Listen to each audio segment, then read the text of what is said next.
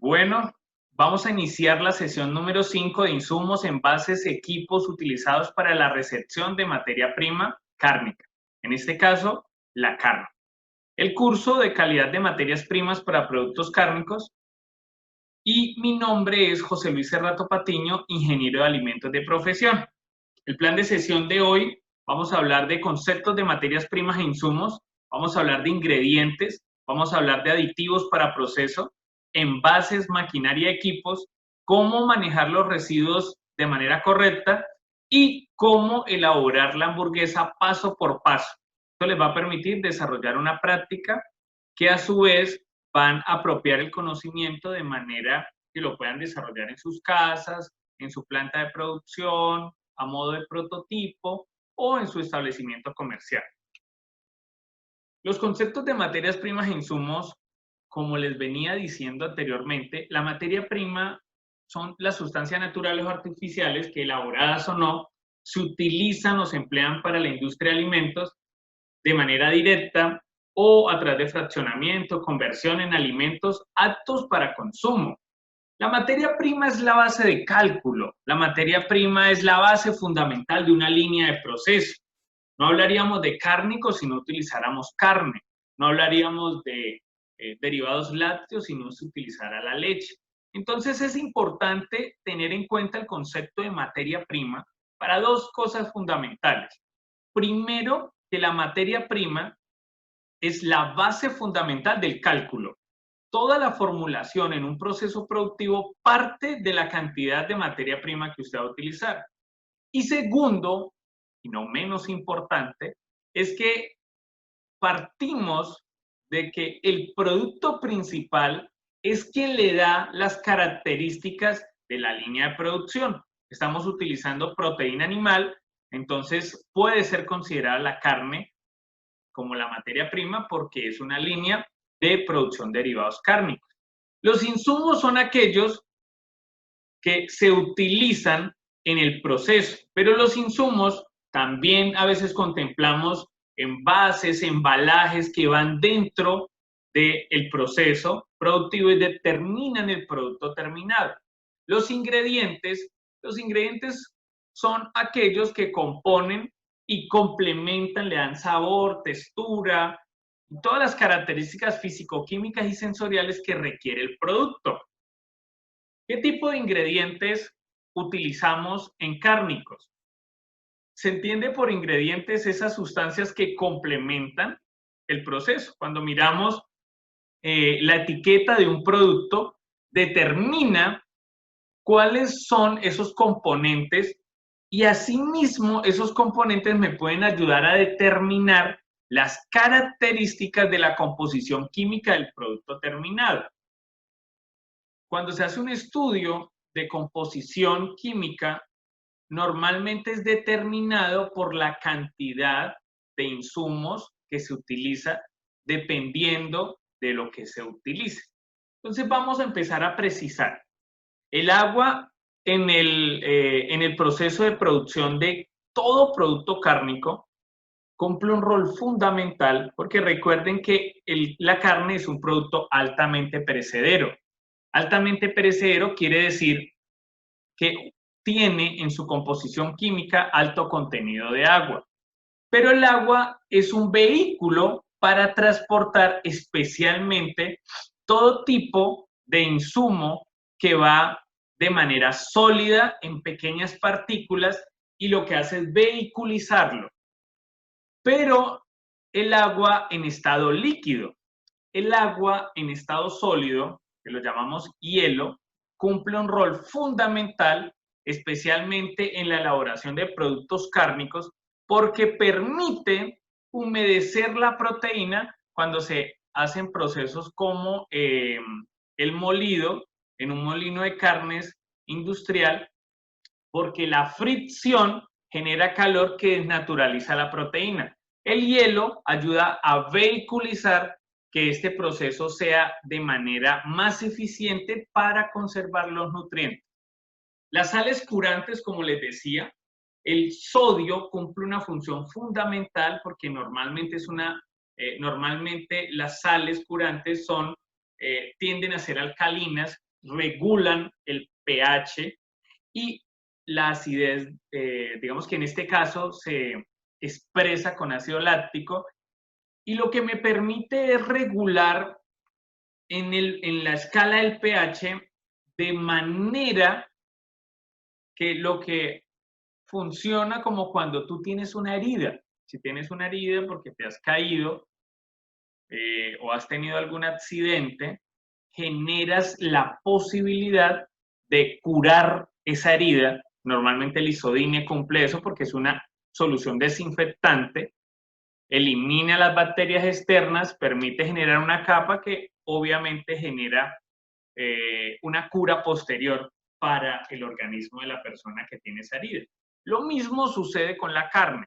Como la carne es un músculo, en este caso estamos hablando de que es un músculo que sufrió un proceso cadavérico y se transformó en carne, la sal curante permite generar una protección externa e interna frente a los microorganismos patógenos que ella traiga o del ambiente que lo rodee.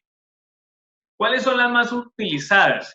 Pues la sal común, pero allí funcionan lo que llamamos sales nitrales, que normalmente tienen contenido de nitratos y nitritos, que a veces tienen, digamos que hay mucha controversia frente al uso de ellos porque genera presencia de radicales libres, que los radicales libres están asociados a la mutación de las células que genera el cáncer.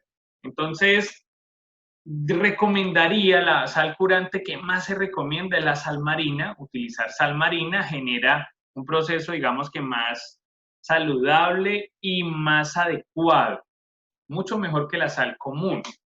Y también pueden utilizar romero de manera preferiblemente no natural, y si lo van a utilizar natural, o sea, digamos que son dos recomendaciones. Si lo utilizan natural, recuerden que hay que escaldarlo lentamente, limpiarlo muy bien, desinfectarlo, ahí sí usarlo, ojalá de tal manera que puedan impregnarlo en la carne o en la porción de carne. Y además de eso, es importante que se use, por otra parte, qué pena, el romero de manera deshidratada, que también ya viene listo, como lo quieran. Pero lo recomendable cuando uno usa sólidos es que mezclen la sal con el romero y pueda aportarle lo que ustedes necesitan. Recuerden que el romero se utiliza porque algunos estudios ayudan a contribuir y dicen que tiene buen contenido de nitratos y nitritos, entonces puede ser utilizado para la preparación de sales curantes. En el caso de los subproductos comestibles, tales como la grasa, se sugiere que se utilice para aportarle las características de textura que nosotros necesitamos. Es muy importante el uso de la grasa, porque la grasa aporta el sabor. Nosotros creo que hace 2 sesiones habíamos hablado de la importancia del uso de la grasa. Y la grasa realmente genera características sensoriales más adecuadas para el paladar. Es de allí que se habla de la palatabilidad. La palatabilidad es una sensación que se genera en el paladar porque hay un contacto con neurotransmisores, entonces hace que sea mucho más agradable. Y la grasa, además de mejorar las características de sabor, ayuda a que el producto terminado sea mucho más suave, esté más húmedo. Si usted no utiliza grasa, va a tener un producto más seco y menos adecuado. ¿Cuál es la grasa que más se utiliza? Acá hablamos cuero de cerdo, grasa, es el tocino de cerdo, es el más recomendable para hacer cualquier producto cárnico. También hay unos subproductos muy importantes que son los almidones de cereales y las harinas, porque cumplen una función específica para ayudar a dar volumen, textura, de manera adecuada. Eso es clave que lo tengamos en cuenta y lo contemplemos para poder, digamos que generar ese conocimiento que necesitamos tener. La leche en polvo, el suero en polvo, el caseinato, las proteínas vegetales y azúcares cumplen una función muy importante y es que le llamamos extensores. Los extensores son aquellos que nos permiten aportar contenido proteico, pero a más bajo costo. Por eso se utilizan las proteínas de origen animal, se utilizan todos los caseinatos, los sueros en polvo, que son obtenidos a través de procesos de liofilización del suero, que normalmente tiene un precio muy bajo en el mercado. Y por otra parte, proteínas vegetales como el texturizado de soya o el hidratado de soya, que en últimas es soya. Ustedes de pronto lo conocen en el mercado como el carbe, y ese producto es el que se puede de pronto incorporar y agregar para contemplar estos procesos de producción. Básicamente son todos los insumos que hemos utilizado. Hablaríamos también de las especias. Las especias cumplen una función aromática. En otras palabras, aportan las características de olor y sabor y normalmente le dan identidad al producto. Vale la pena mencionar que, como hablamos en la sesión anterior del marinado, el adobo, el curado, yo sugeriría que estos productos siempre van previos en la carne y no en el proceso productivo, pero usted puede aportarle sabor. Los más utilizados son, hay unos, digamos, de manera natural, entonces usted puede usar cebolla, ajo, orégano, tomillo, laurel, hierbabuena, romero. También aportan sabor y características sensoriales, pero también usted los puede encontrar de manera que los encuentre en polvo, o sea, ya listos para agregar. Entonces también encuentra ajo en polvo, cebolla en polvo, encuentra los condimentos, todos los condimentos. Entonces, si usted va a hacer chorizo vallecaucano, chorizo antioqueño, chorizo de algún tipo, ya vienen diseñados los condimentos para todo este tipo de productos. Bueno, ¿cuáles son los aditivos para procesos? En este caso es importante mencionar que existe la NTC 1325, que vislumbra los contenidos generales de la producción de derivados cárnicos no enlatados especialmente. Los aditivos de procesos, como lo leemos en este espacio, son sustancias que normalmente no se consumen como alimento y no se usan normalmente como ingredientes característicos del alimento.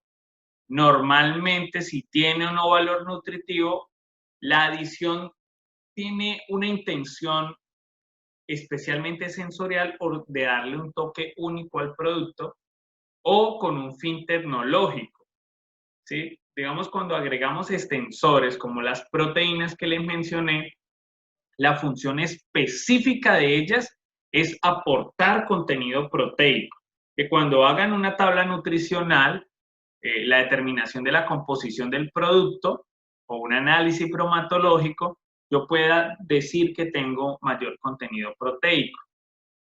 Hay unos productos que se llaman los estabilizantes, quiero que los tengan muy presentes, como las gomas, entonces existe la goma guar, la goma roar, la goma santán, que son las más utilizadas, pero hay muchas más gomas que permiten dar gelatinosidad, dependiendo de las características que yo quiera de mi producto. Y pues en otras líneas de proceso hay otra cantidad de productos. Están los conservantes, que no los hemos mencionado.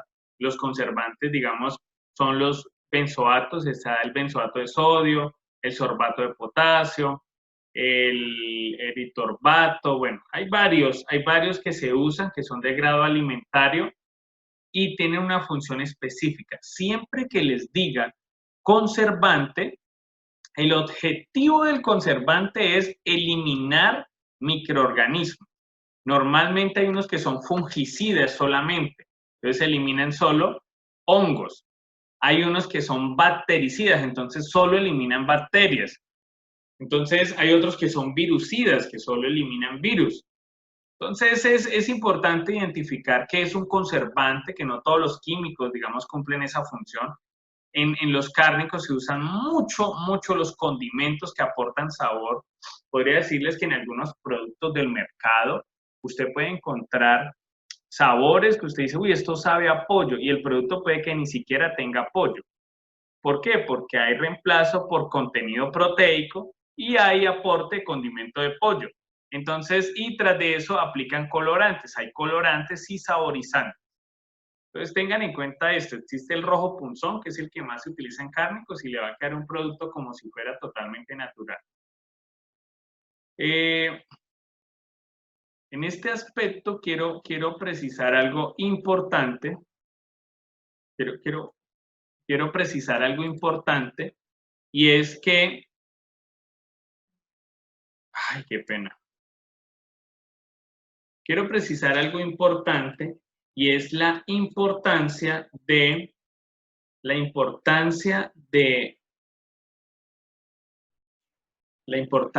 uso de estos aditivos determina especialmente cómo se comporta mi producto. Y a veces eso no lo tenemos en cuenta. Mi producto se comporta de tal manera que evoluciona en el tiempo. Recuerden que hay varios tipos de de modos de conservación de los alimentos. Entonces, puedo conservar los alimentos a través del uso de aditivos químicos que restrinjan o eviten o inhiban el crecimiento microbiano. Pero recuerden que algunos de estos generan inconvenientes para la salud.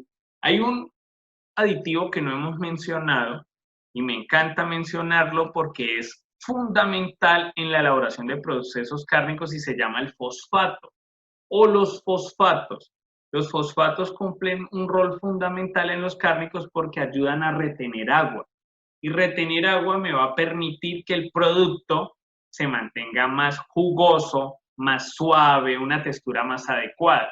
Cuando usted no utiliza, si por gusto se hacen un producto en su casa sin utilizar nitral, el nitral le va a dar sabor, ¿no? Cuando usa sal nitral le da un color rosa, le aporta unas características de sabor, pero especialmente le aporta un color natural, ¿sí? Por eso, porque cura la carne y le aporta un color rosado. Por eso todas las sales nitrales que uno encuentra son de ese color.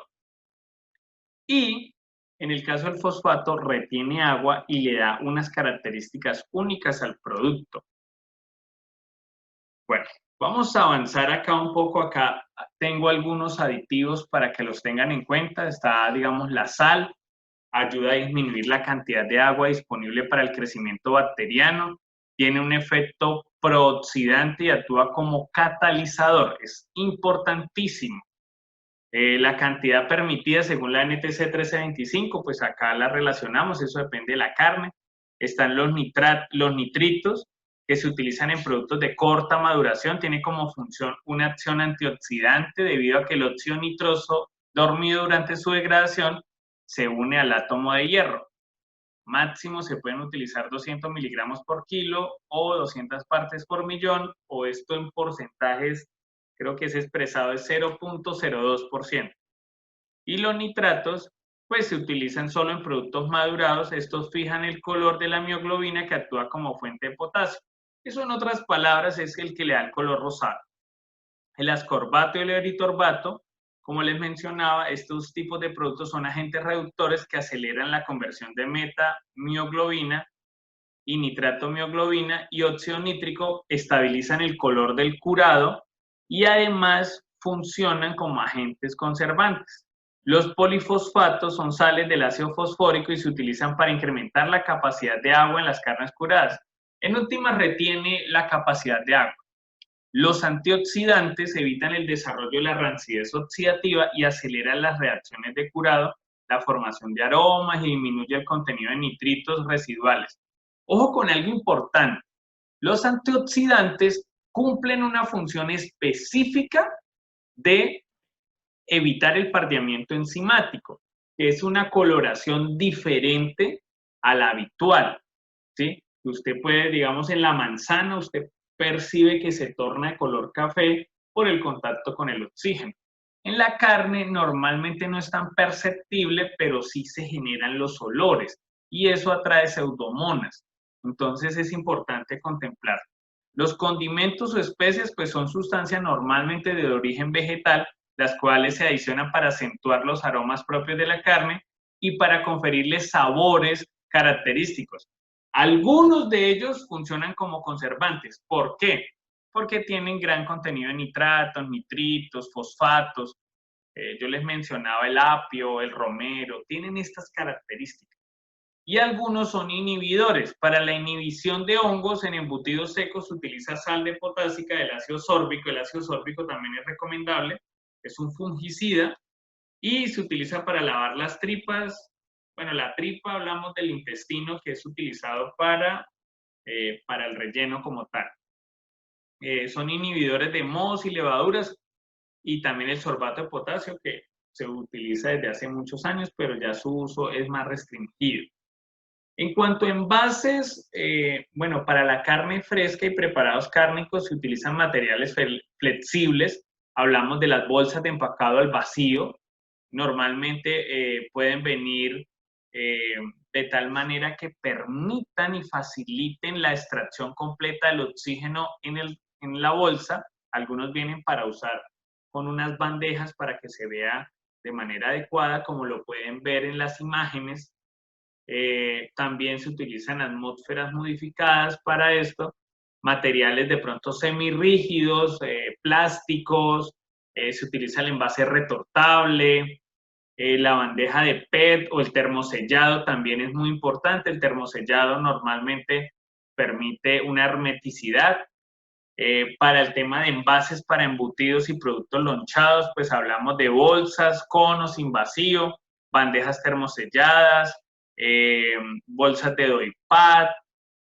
Normalmente son como los más adecuados y los más novedosos.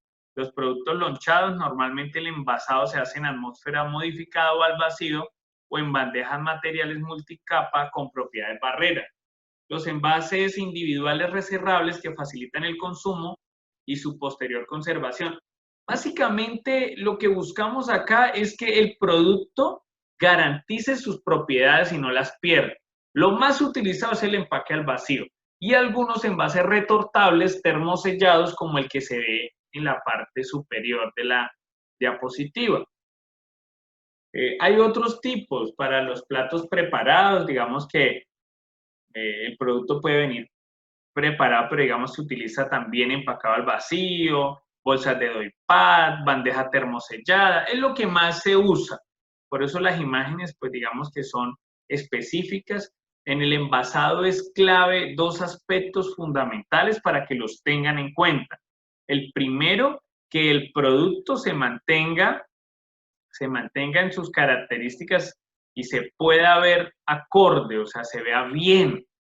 Y lo otro es que se conserve la forma del producto, eso es otra cosa. Entonces también hay que hablar que los envases hay unos internos, otros externos. Entonces en los embutidos hablamos de que las tripas con las que se hace el embutido también son envases y algunos envases son comestibles. Entonces acá habría que hablar de envases como la tripa natural, como en el chorizo, que normalmente viene del intestino de la res o del cerdo, del cerdo o del cordero son los más adecuados y que eso es lo que llamamos las vísceras blancas. Y también hay que tener en cuenta que existe la coria, que es una fibrosa natural, es una celulosa natural que se puede consumir, pero le va a dar una característica más homogénea, a diferencia de una tripa natural que normalmente se conoce en el mercado como madeja. Y también existen fibrosas de características más artificiales, como las que usted encuentra en la salchicha, en el chorizo, que digamos no son comestibles. Esto es clave tenerlo en cuenta y contemplar. Para los productos como carne congelada, hablamos que se destacan los envases para carne congelada. Básicamente también hablamos de empaque al vacío, Algunos cumplen una función específica en garantizar que digamos que no se pierda como el sabor o la característica única del producto. En cuanto a maquinaria y equipos, especialmente en la recepción, hay que tener en cuenta la recepción en un cuarto frío. Los cuartos fríos cumplen una función muy específica en esto, y es que tenemos que contemplar el uso de, bueno, tenemos que contemplar el uso de almacenamiento en la recepción. El producto debe mantenerse sin perder su cadena de frío. Entonces, en los cuartos fríos se recomiendan mantener temperaturas de 2 grados centígrados, que ojalá llegue el producto frío, ojalá llegue no más de 4 grados centígrados. Por eso es muy importante el uso de termómetros a la hora de recibir la carne. Ya hay otros productos importantes como una báscula de piso que me va a permitir determinar el peso gravimétrico del producto o el peso específico de, pues, de lo que yo estoy en este caso utilizando. La amarradora cumple una función específica para los embutidos. La embutidora, pues como su nombre lo dice, facilita el proceso de llenado o envasado en las tripas artificiales o naturales. El cúter, este equipo facilita lo que es la preparación de emulsiones cárnicas, como los batidos, como el jamón, el salchichón, que ustedes ven que es una textura más suave. Eso facilita el cúter. Y está la clipadora, que una clipadora facilita el proceso en la elaboración de chorizos, que es la que le da el clip, digamos, al salchichón. Continuando con esto, en cuanto a equipos, pues existe, digamos, acá tenemos un horno secador que permite especialmente retirar el contenido de agua de los embutidos. Tenemos unos tanques de escaldado. Los tanques de escaldado son muy importantes porque facilitan los procesos de cocción a temperaturas más controladas. Está el molino de carnes, que facilita la disminución del tamaño de partícula de la proteína para facilitar el proceso de elaboración. La sierra de carnes, que normalmente se va a usar en el desposte o se va a usar para separación de zonas o porciones de carne que tienen hueso o son bastante grandes. La tajadora, pues la tajadora es un equipo que facilita porcionar jamón, mortadela, de manera que pueda encontrarse el producto de manera más personalizada. La mezcladora, normalmente una mezcladora facilita el proceso de homogenización entre la masa y los insumos. Bueno, para avanzar y terminar en la parte del manejo de los residuos, pues básicamente recuerden que la resolución 2674 del 2013 establece que debemos tener un programa de manejo integral de residuos. Cuando hablamos de elaboración de productos cárnicos, hablamos que se generan residuos peligrosos o residuos anatomopatológicos. Estos residuos deben ser normalmente incinerados o llevados a través de una empresa que haga este proceso de manera correcta. Y recuerden separar lo aprovechable, lo no aprovechable. Cuando hayan generación de residuos orgánicos, separarlos. Esta parte es muy importante, pero especialmente centrarse en dos: los residuos peligrosos, como los anatomopatológicos, que serían los residuos provenientes de la carne, y los residuos peligrosos como el aceite cuando se utiliza para productos de freído. Lo recomendable es envasarlo también en un recipiente plástico y entregarlo ante digamos que una empresa dedicada a productos peligrosos que normalmente son llevados a incineración.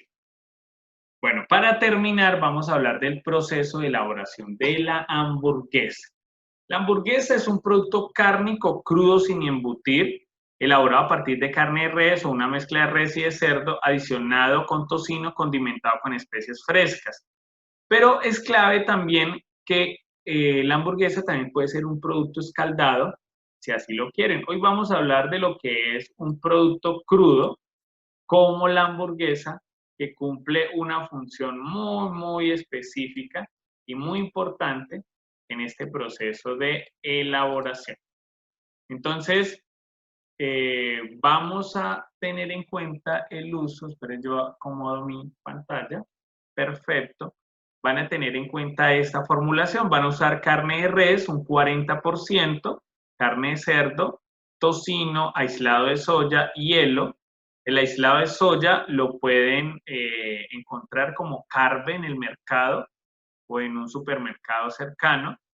Van a utilizar 40% de carne de cerdo, 8% de tocino, 5% de aislado de soya y 10% de hielo.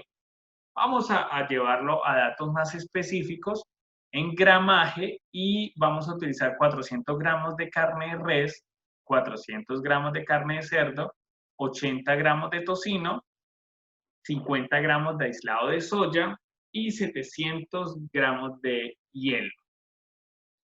Si no saben cómo calcular estos pesos, yo digamos que les doy unas porciones. Traten de que cuando le vendan el producto, especialmente en la carne, se lo entreguen pesado. Si es posible, pídanle el favor a la persona que se los venda.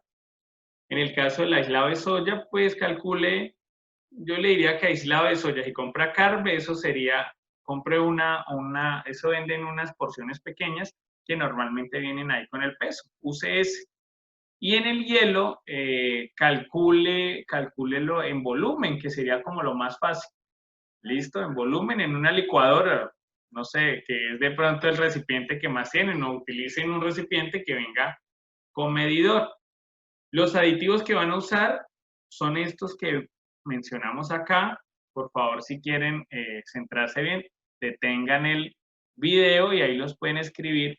Es importante que si no tiene alguno de estos, no importa, también lo puede elaborar. La sal común, pues va a utilizar 15 gramos. Sal curante, si no quiere usar sal curante, entonces utilice sal marina, es apenas 1 gramo.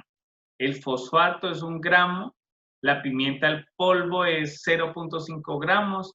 La cebolla cabezona van a utilizar 30 gramos. Les recomiendo que sea cebolla natural. Ajo natural 2 gramos. Y el ácido ascórbico 0.5 gramos. Si no tiene ácido ascórbico no pasa nada, igual con los otros productos. El objetivo es que esto es una formulación industrial. Si lo pueden hacer así muy bien y si no, no hay ningún inconveniente. El comino también cumple una función específica, acá solo se va a utilizar 0.8, van a utilizar de condimento de hamburguesa 10 gramos, este es el que le da el aporte del sabor, mostaza 5 gramos, salsa inglesa 7 gramos, que la salsa inglesa a veces es la misma salsa negra o salsa china, y el humo líquido van a utilizar 1 gramo. Teniendo en cuenta esa formulación, les voy a explicar cómo deben hacer el producto. El producto primero deben hacer un proceso de molido, deben moler la carne y la grasa. Recuerden que la grasa es el mismo tocino por separado. Entonces, si no lo pueden moler, háganlo con un procesador en su casa. Para evitar que la carne se caliente, se puede adicionar media porción del hielo, o sea, los 700 gramos que les dije, agregue el hielo para que no se le caliente tanto y no se les naturalice. Posteriormente haga un mezclado, entonces debe mezclar la carne de res, la carne de cerdo y la grasa. Debe agregar el aislado de soya, cuando digamos aislado de soya puede ser la carne. Debe hidratarlo en agua previamente, lo hidrata y ahí sí lo mezcla para que se adicione la proteína de manera correcta. Debe vehiculizar el fosfato con la sal y los demás ingredientes, excepto el ácido ascórbico. Entonces mezclelo todos los sólidos que yo les mencioné, los mezcla todos y los adiciona. Debe mezclar bien incorporando poco a poco el hielo para evitar que se caliente y adicionar la mostaza, la salsa negra y por último el ácido ascórbico. Entonces usted va haciendo una mezcla lenta. Lo importante es que haga una mezcla lenta. Eso le va a dar unas características de sabor a su producto. Y aquí yo les digo una cosa, o sea, si están viendo el proceso, esto es una formulación industrial. Si ustedes le quieren dar un aporte de sabor, le pueden agregar hierbabuena, sugiero orégano, lo pueden agregar de manera natural y le van a dar una característica más natural a su producto.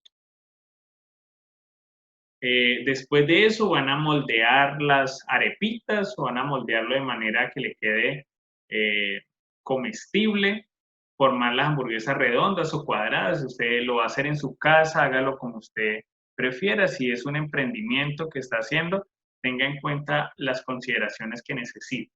Debe empacarlo, les recomiendo hacerlo en bandejas recubiertas.